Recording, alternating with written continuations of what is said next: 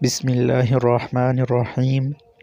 شب قدر کی فضیلت۔ رمضان کی راتوں میں ایک رات شب قدر کہلاتی ہے جو بہت ہی خیر و برکت والی رات ہے اور جس میں عبادت کرنے کو قرآن کریم سورۃ القدر میں 1000 مہینوں سے افضل بتلایا گیا ہے۔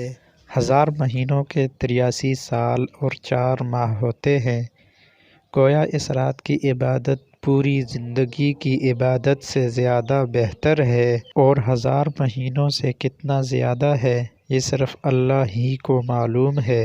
نبی اکرم صلی اللہ علیہ وسلم کے ارشادات سے معلوم ہوتا ہے کہ یہ رات رمضان کے آخری عشرہ میں ہوتی ہے، لہٰذا اس آخری عشرہ کا ایک لمحہ بھی ضائع نہ ہونے دیں۔ 5 نمازوں کو باجماعت پڑھنے کا اہتمام کریں، دن میں روزہ رکھیں، رات کا بڑا حصہ عبادت میں گزاریں، تراویح اور تہجد کا اہتمام کریں، اللہ کا ذکر کریں، دعائیں کریں اور قرآن کی تلاوت زیادہ سے زیادہ کریں۔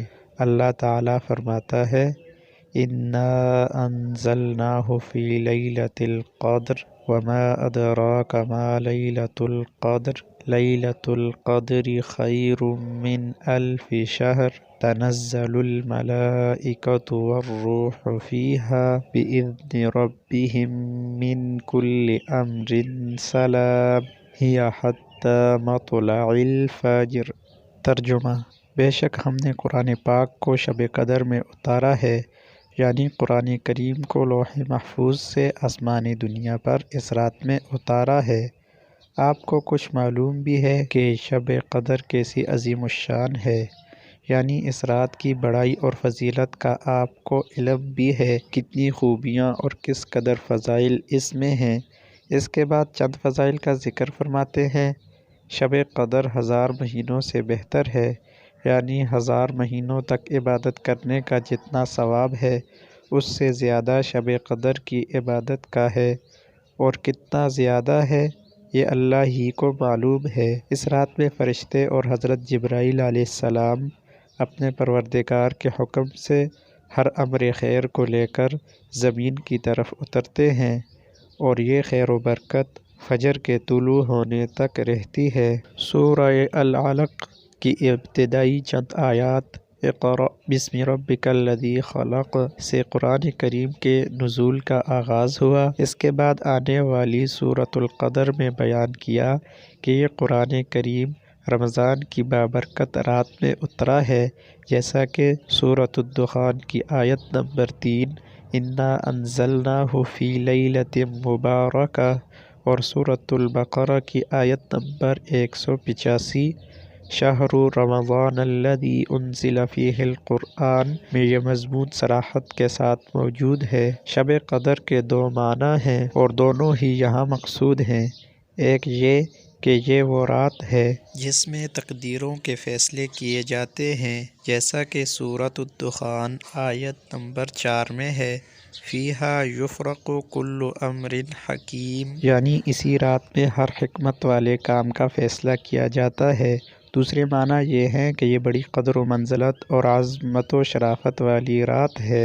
اس رات میں قرآن کریم کے نازل ہونے کا مطلب لوح محفوظ سے آسمانی دنیا پر اترنا ہے، یا اس رات میں پورا قرآن کریم حامل وحی فرشتوں کے حوالہ کیا جانا مراد ہے، یا یہ مطلب ہے کہ قرآن کریم کے نزول کی ابتدا اس رات میں ہوئی اور پھر واقعات اور حالات کے مطابق وقتاً فوقتاً 23 سال کے عرصہ میں نبی اکرم صلی اللہ علیہ وسلم پر نازل ہوا۔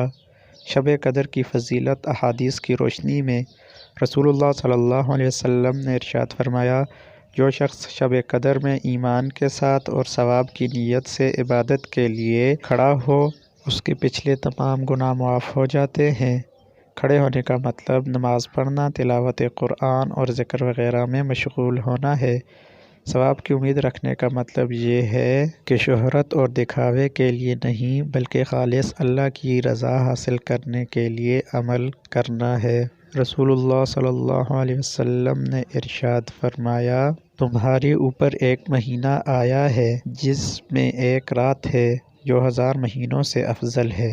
جو شخص اس رات سے محروم رہ گیا گویا سارے ہی خیر سے محروم رہ گیا اور اس کی بھلائی سے محروم نہیں رہتا مگر وہ شخص جو حقیقتاً محروم ہی ہے۔ رسول اللہ صلی اللہ علیہ وسلم نے ارشاد فرمایا، شب قدر کو رمضان کے اخیر عشرہ کی طاق راتوں میں تلاش کیا کرو۔ مذکورہ حدیث کے مطابق شب قدر کی تلاش 21ویں، 23ویں، 25ویں، 27ویں، 29ویں راتوں میں کرنی چاہیے۔ بعض احادیث سے شب قدر کا 27ویں شب میں ہونے کا اشارہ ملتا ہے، البتہ دیگر احادیث میں دوسری رات کا بھی ذکر ملتا ہے، لہٰذا ہمیں آخری عشرہ کی ہر رات میں عبادت کرنی چاہیے۔ حضرت عائشہ رضی اللہ عنہا نے حضور اکرم صلی اللہ علیہ وسلم سے پوچھا کہ یا رسول اللہ، اگر مجھے شب قدر کا پتہ چلے تو کیا دعا مانگوں؟ حضور اکرم صلی اللہ علیہ وسلم نے ارشاد فرمایا، پڑھو اللہم انک عفو تحب العفو فاعف عنی۔ اے اللہ، تو بے شک معاف کرنے والا ہے اور پسند کرتا ہے معاف کرنے کو، پس مجھے بھی معاف فرما دے۔ شب قدر کی دو اہم علامتیں۔ شب قدر کی دو اہم علامتیں کتب احادیث میں مذکور ہیں۔ ایک یہ کہ موسم کے لحاظ سے رات نہ بہت زیادہ گرم اور نہ بہت زیادہ ٹھنڈی ہوتی ہے، اور دوسری علامت یہ ہے کہ شب قدر کے بعد صبح کو سورج کے طلوع ہونے کے وقت سورج کی شعاعیں یعنی کرنیں نہیں ہوتی ہیں۔ نوٹ: اختلاف مطالع کے سبب مختلف ملکوں اور شہروں میں شب قدر مختلف دنوں میں ہو تو اس میں کوئی اشکال نہیں، کیونکہ ہر جگہ کے اعتبار سے جو رات شب قدر قرار پائے گی اس جگہ اسی رات میں شب قدر کی برکات حاصل ہوگی انشاءاللہ۔